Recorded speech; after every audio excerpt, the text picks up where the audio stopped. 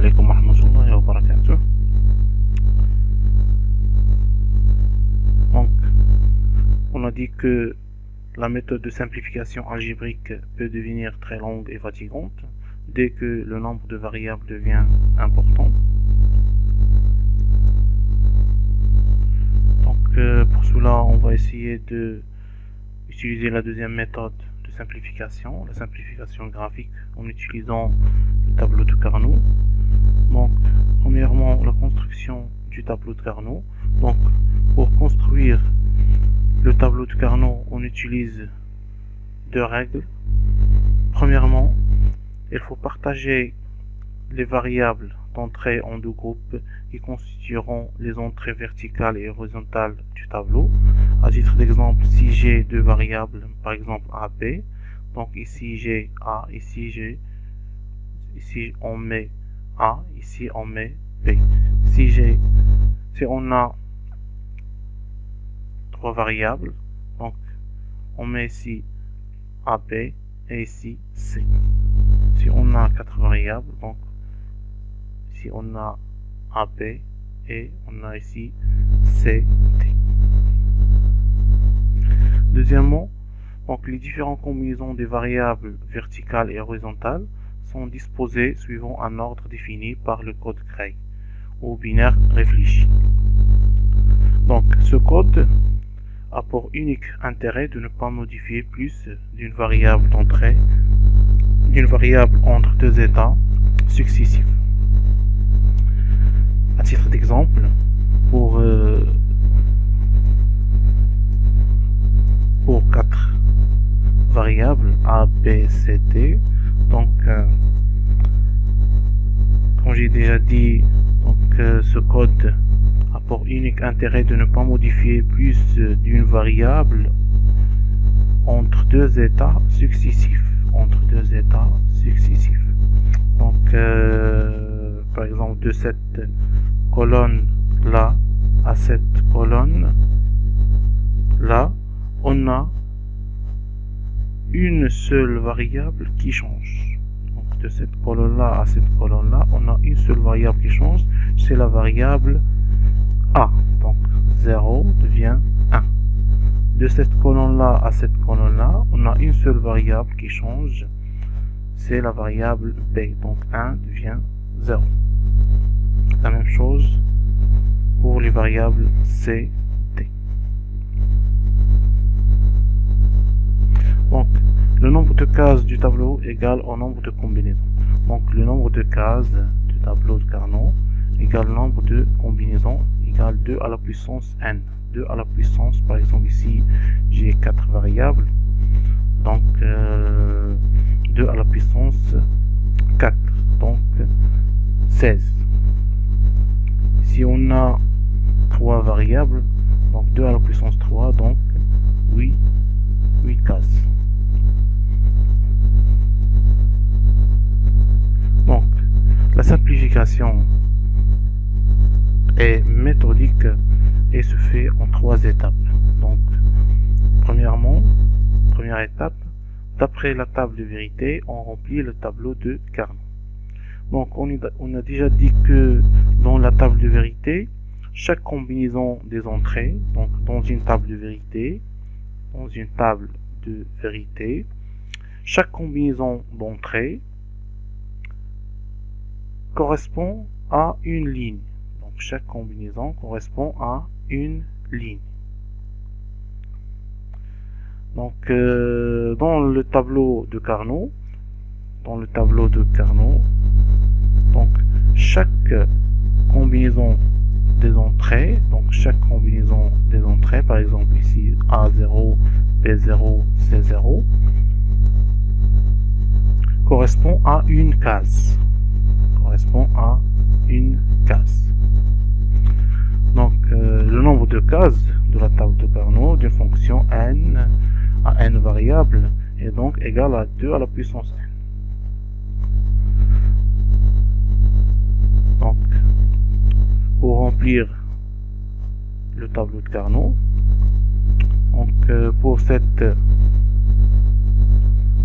combinaison, donc on a S, donc pour cette combinaison, donc 0, A0, B0, C0, donc A0, B0, C0, donc on a S égale à 1. Donc ici, on met ici 1.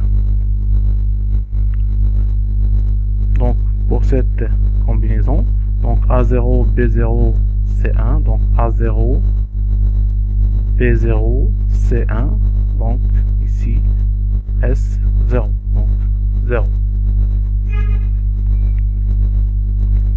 Donc pour cette combinaison A1, B0, C0, donc A1, B0, C0, donc S1, donc ici on a 1.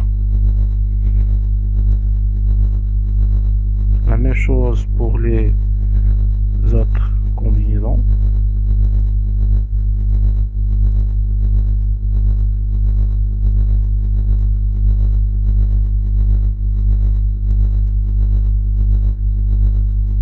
Donc deuxième étape, on effectue des regroupements de 1 logiques sur des cases adjacentes. Donc ce qu'on va essayer de faire maintenant, premièrement, avant de passer à cette étape, on va essayer de définir les cases adjacentes. Donc on va essayer de traiter un exemple. Donc on va essayer de chercher les cases adjacentes aux cases grises. Donc ici j'ai un tableau de Carnot. Donc la case grise et la case grisée. Donc les cases adjacentes, donc par définition on dit que des cases sont adjacentes lorsqu'ils sont situés côte à côte horizontalement, donc côte à côte horizontalement ou verticalement Cependant, deux cases en diagonale ne sont pas admissibles. Donc les cases en diagonale ne sont pas admissibles.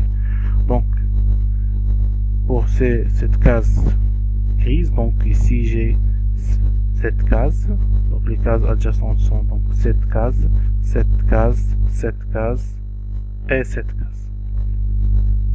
Deuxième exemple, donc les cases adjacentes sont donc cette case et aussi cette case. Pourquoi on a rajouté cette case? Donc si j'ai un tableau de Carnot, donc il faut imaginer le tableau de Carnot comme un cylindre. Donc les cases du haut sont adjacentes avec celles du bas. Donc par exemple, il faut l'imaginer comme un cylindre. Donc les cases du haut sont adjacentes avec celles du bas. Et aussi les cases de gauche sont adjacentes avec celles de droite. Donc les cases de gauche sont adjacentes avec celles de droite. Donc, troisième exemple. Donc les cases adjacentes, donc j'ai cette case et aussi cette case si on plie le cylindre, si on plie le tableau horizontalement, et cette case si on plie le tableau verticalement.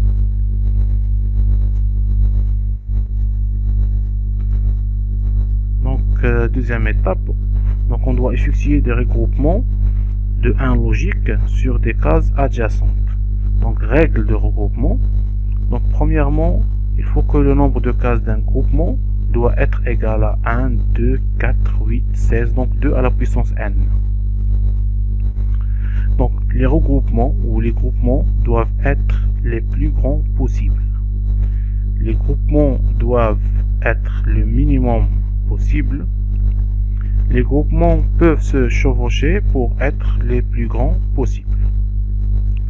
Donc pour notre exemple, donc on a ici 3 regroupements.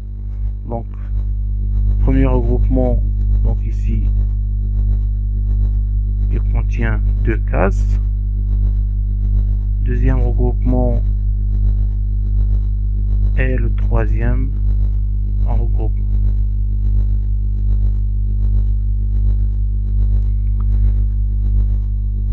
Donc, exemple, par exemple ici j'ai j'ai un regroupement de 4, donc de 4, et ici aussi j'ai un regroupement de 4. Donc ici il faut imaginer le tableau comme un cylindre. Donc, un regroupement de 4 et un deuxième regroupement de 4. Donc un regroupement de 2, donc regroupement de 8, donc regroupement de 4.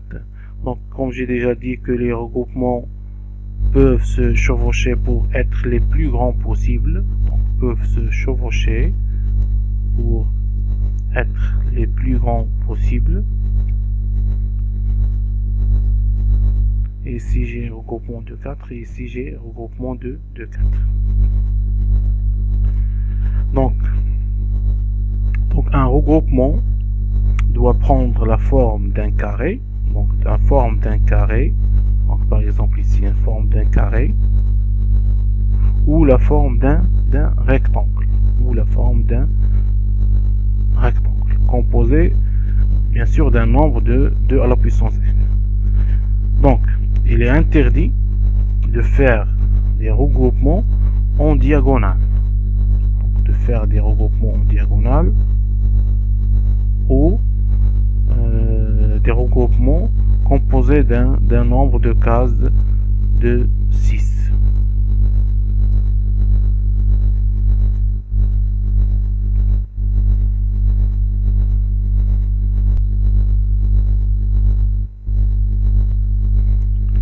Donc, troisième étape, on déduit l'équation logique simplifiée de la lecture des regroupements. Donc, pour extraire l'équation de la fonction logique, on ne retient que les variables dont l'état ne change pas à l'intérieur d'un groupement, et on effectue la somme logique de toutes les expressions trouvées. Donc, par exemple, donc ici, donc pour le premier regroupement, donc on ne retient que les variables dont l'état ne change pas. Donc on regarde chacun des regroupements. Donc par exemple, on va commencer par le premier regroupement. Donc on voit donc à l'intérieur de ce regroupement,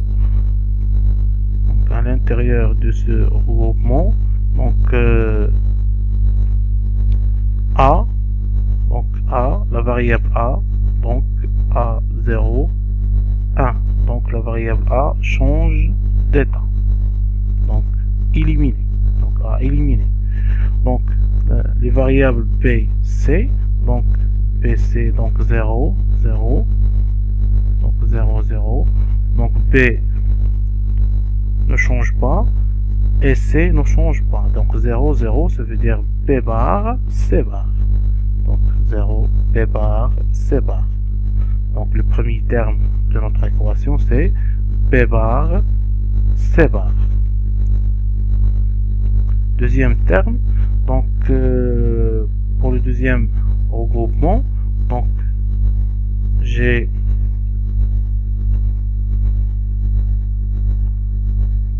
donc A, donc à l'intérieur de ce regroupement, A égale à 1, B 0, 0, 1, 1, C 0, 1, 1, 0. Donc la variable A ne change pas, B change, C change. Donc il me reste que A. Donc le deuxième terme de notre équation, c'est A. Puisque j'ai ici 1, je vais écrire A. Si j'ai 0, je vais écrire A bar. Donc troisième regroupement, Donc ici j'ai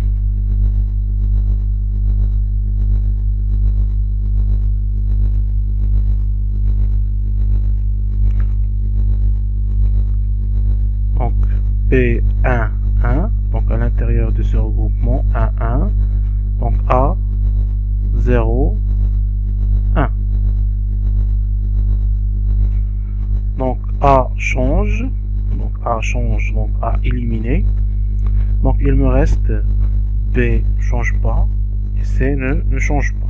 Donc B, C. Donc premier terme on a dit que c'est B bar, C bar.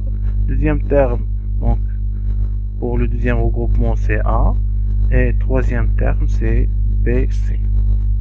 Donc, et on effectue la somme logique de toutes les expressions trouvées. Donc ça veut dire que je vais avoir B bar, C bar plus A plus B, C.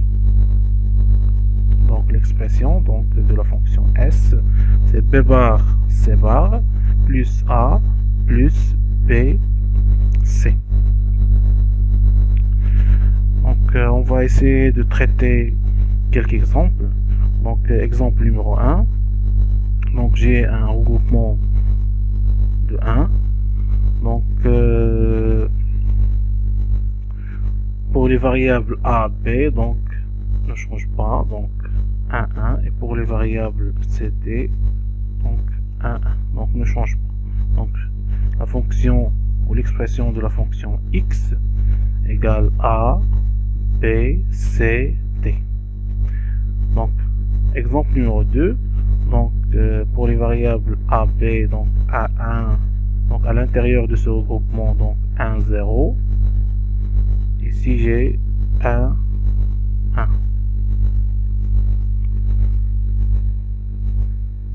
Donc CD, donc C ne change pas, D ne change pas, A ne change pas 1, 1, mais B change, donc A éliminé.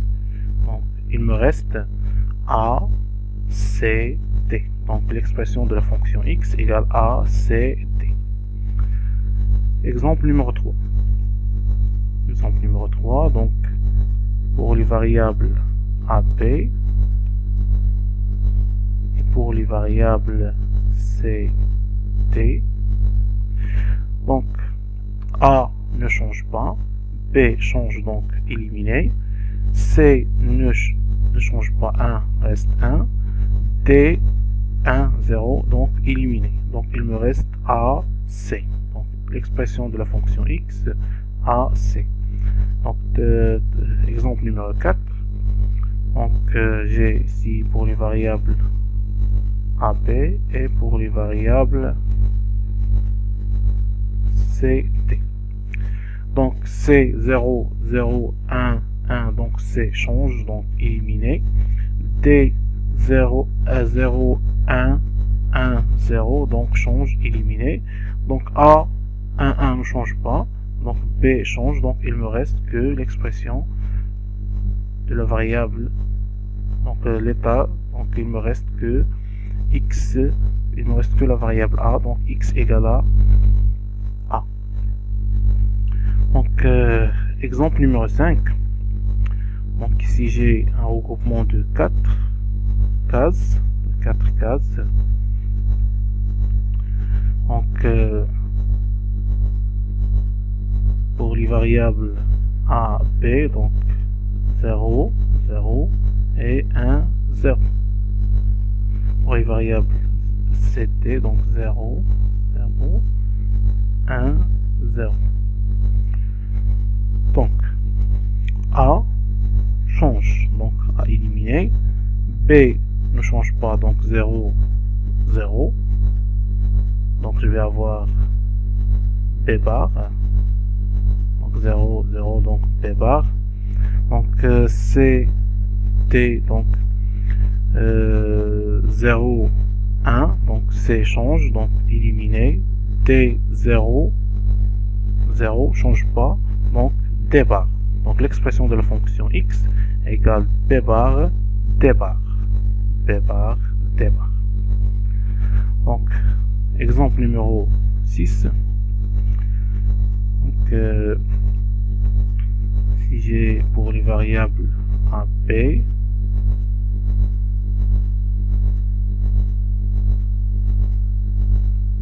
ici pour les variables CD. Donc A change d'état, donc 0, 1, donc éliminé. B change pas d'état, donc B bar 0, 0, donc B bar. C 0, 1, donc éliminé. D 1, 1, donc D, donc ça veut dire X égale à P bar D. Donc exemple numéro 7, donc ici pour les variables AP 0, 1, pour les variables CT, donc A change d'état, B non, donc B, X égale B. Ici pour les variables CT 0, C0 devient 1, donc change d'état, éliminé. D 0, 0, donc D bar, donc B D bar, donc l'expression de la fonction X égale B D bar. Exemple numéro 8, donc pour les variables CT, donc 0, 1, et pour les variables AP, donc 0, 0, 0, 1, 0, 1, 1, 1, 0. Donc, donc la variable A change d'état, donc 0, 0, 1, donc change d'état. B aussi. C ne change pas. D ne change pas. Donc C, puisque c'est 0, donc C bar. D 1, donc C bar D. Donc l'expression de la fonction X, c'est C bar D. Donc on va essayer de traiter un exercice d'application. Donc soit la fonction logique S donnée par la table de vérité ci-dessous. Donc premièrement, il faut remplir le tableau de Carnot à partir de la table de vérité de la fonction logique S. Donc si j'ai le tableau de Carnot, donc comme j'ai déjà dit, à chaque case d'un tableau de Carnot correspond une ligne de la table de vérité associée. Donc pour cette combinaison, donc A0, B0, C0, donc la fonction S égale à 0, donc 0, 0, 0, donc A0, B0, C0, donc ici j'ai 0. Donc 0, 0, 0, donc S0, donc 0. Donc 0, 0, 1, donc 0. 0, 1, 0, 1. 0, 1, 0, 1. Et ainsi de suite.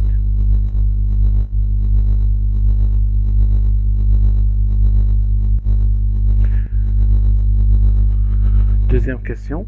Donnez l'expression simplifiée de la fonction logique S à l'aide du tableau de Carnot. Donc, premièrement, il faut essayer de faire des regroupements de 2 à la puissance n. Donc, ici j'ai deux regroupements. Donc, regroupement 1, regroupement 1 et deuxième regroupement. Donc pour ce regroupement, donc j'ai A1 et pour les variables PC, donc 0, 0 et 1, 0. Donc la variable B01 donc change à éliminer. C0, 0, donc C bar. Donc ne change pas, donc C bar. Donc A ne change pas, donc c'est A C bar. A C bar. Donc le premier terme de l'expression de la fonction S, c'est A C bar. Deuxième terme, c'est donc pour le deuxième regroupement, donc plus pour le deuxième regroupement, j'ai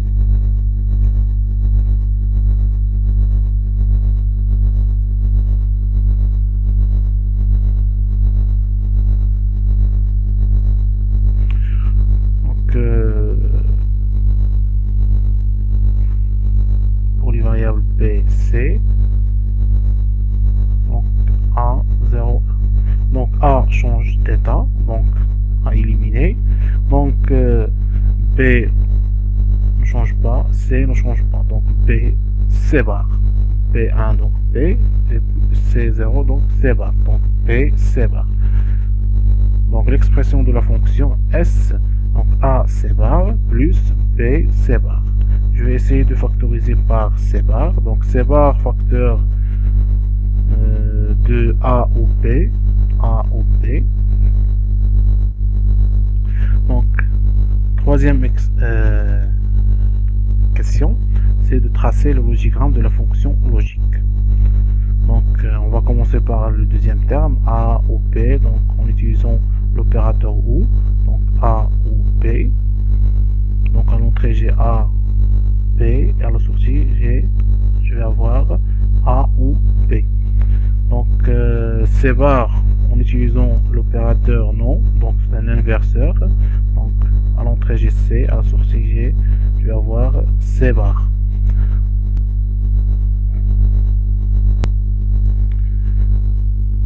Donc question numéro 4, donc tracer le schéma de contact.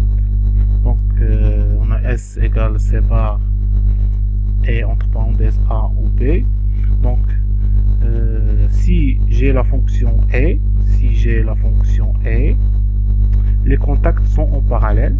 Et si j'ai la fonction OU, donc les contacts sont en série. Donc voici le schéma de contact. Donc la fonction E entre C bar et entre parenthèses A ou B.